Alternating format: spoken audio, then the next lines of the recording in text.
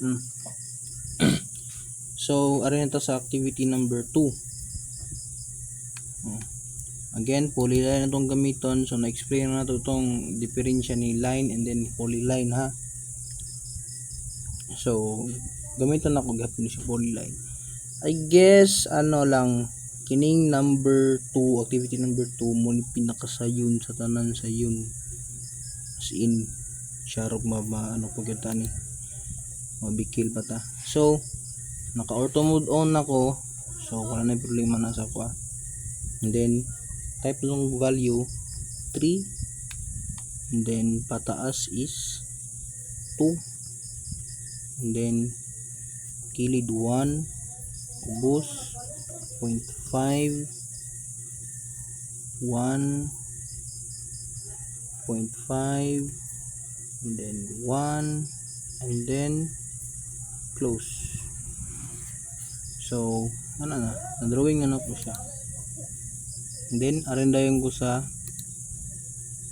kining lamang number 2, activity number 2. Dili na siya kinahanglan nga mo ato pa ka sa 3D workspace, no? Since mo ni pinakasayon, diretso na lang ka home nimo. Again, right click ang kuan, view cube, parallel, tapos zoom out gamay, type ka sa imong command, press pull, and then ari ka sa tunga, dumigid nga na sa tunga, gigi ka dapat mag press pull ha.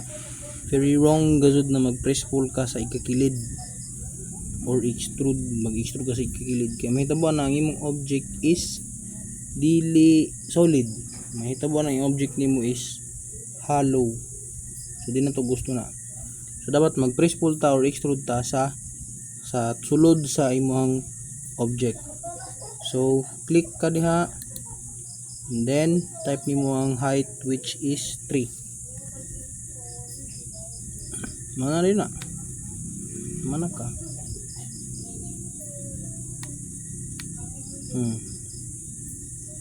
Simple as that. Home. Parallel.